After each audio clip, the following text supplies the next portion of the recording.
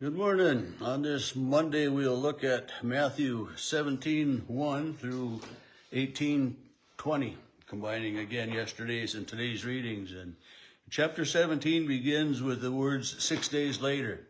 So it's after this, Jesus had been talking to his disciples about who he is, but Jesus takes Peter, James, and John, and they go up on the mountain, and we have the transfiguration of Jesus. And Moses and Elijah are there. Peter, James, and John see this, and they are overcome with awe. The mountain, kind of the clouds and stuff kind of close them in, so they can't see any place else than that. And, it's kind of an eerie feeling just when that happens.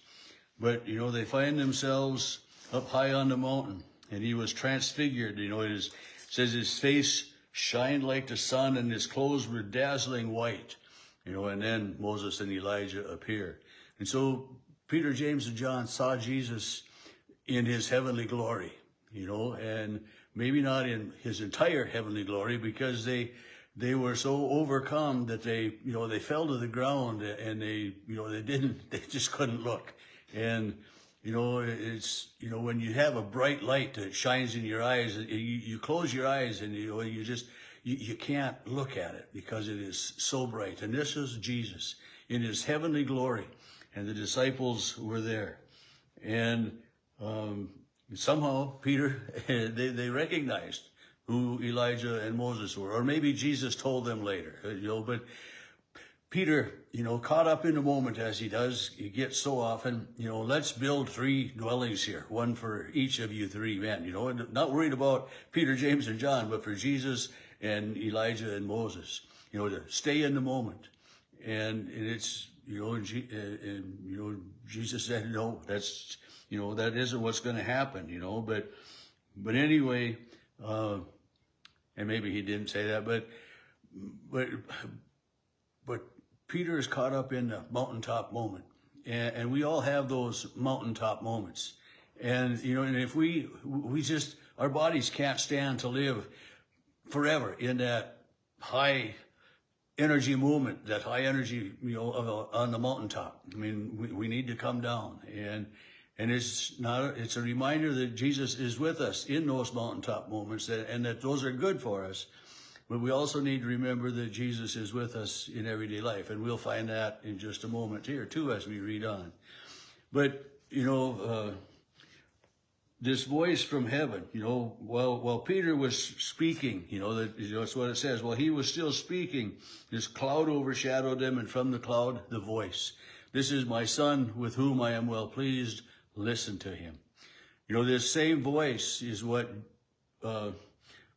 is attested to after the baptism of Jesus in chapter 3, verse 17.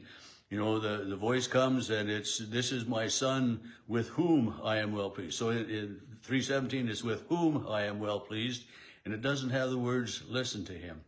But here now, after this time of, nearly 3 years now, we're almost to the end of Jesus' ministry, as strange as that seems, but it's listen to him. Hear his words, listen to him, and then not only listen, but to also tell later. And so the voice comes, and the disciples heard this, and then they again, fell on the ground, and they were filled with fear.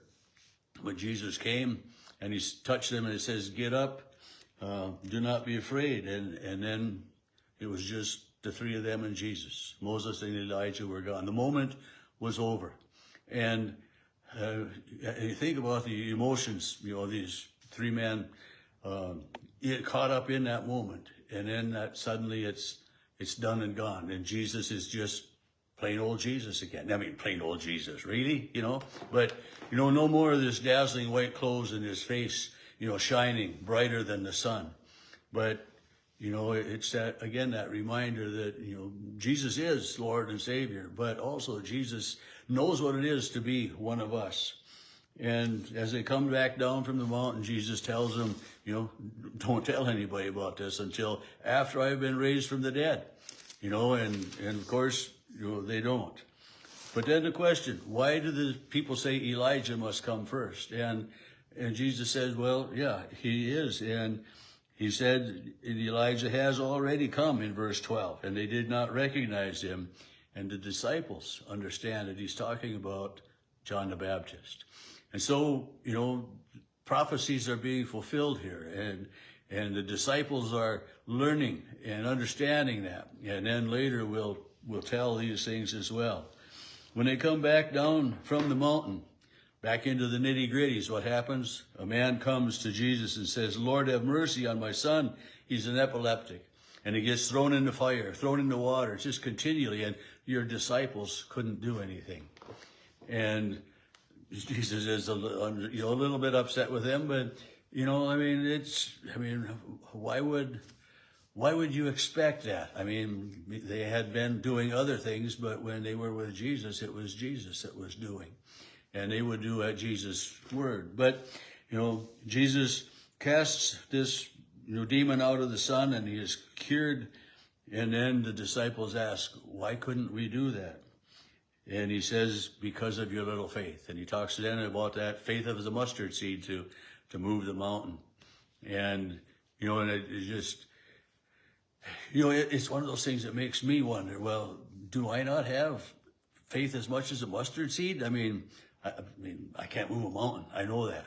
But, and then I realized too that, it's not about moving the mountain. It's about believing in Jesus. And that's the faith that we need. And having that faith to believe in Jesus moves the mountain of sin and guilt and shame off of our shoulders, off of our conscience. We don't have to worry about that thing that we can't take care of ourselves. They came to Galilee, and in verse 22, and Jesus, for the second time, tells them that he's going to be betrayed and killed. Then on the third day, they will be raised, and they were greatly distressed, it says. They reach Capernaum, and they're challenged, about paying the temple tax, about paying taxes, about doing the right thing that way. And here's another example of, Jesus saying to us, yes, follow the rules of the earth. Go catch this fish and take the coin out of the fish's mouth and pay the tax. Have you ever caught a fish with a coin in its mouth or anything like that? We feel fortunate if we happen to see a quarter or $1 or something laying on the ground once in a while. And I remember as a kid walking, especially the paths out at Red Willow Lake, and looking, and every once in a while finding a coin, and that was good, but Jesus models being a good citizen, following the rules, paying the tax to the temple, and just as give unto Caesar what is Caesar's and unto God what is God's, as he is challenged about that as well. Verse 18, the disciples come with the question, who is the greatest in the kingdom of heaven? And, he takes a child and he says, have faith as a child. And anybody that puts a stumbling block in the front of one of these children or causes one of these children to not believe. This is serious stuff that, we need to make sure that we don't cause someone else to walk away from God. And, in today's society, we hear so much of, well, these Christians, they sure don't act like they're Christians. They don't do what Jesus would do and all of that kind of stuff. But, we are first and foremost sinful people, and we can't live perfect lives. But Jesus, uses that example of if your foot causes you to stumble, cut it off. If your eye causes you to sin, cut it off. And just yesterday in the New Testament reading, it was, Paul saying, that, any one part of your body isn't the whole body. We all work together. And so we need each of these pieces. But the reality is that we need to really be aware of our sin and what's causing us to sin. And verse 15, it talks about problem solving. If you have a dispute with somebody, go and talk with that person one-on-one. If you can't come to resolution, take a couple others with and talk. And this is one of the hard things, is to talk and to listen, to hear. That's the biggest thing, is to be able to listen, to hear what the other people are saying. And if nothing else, it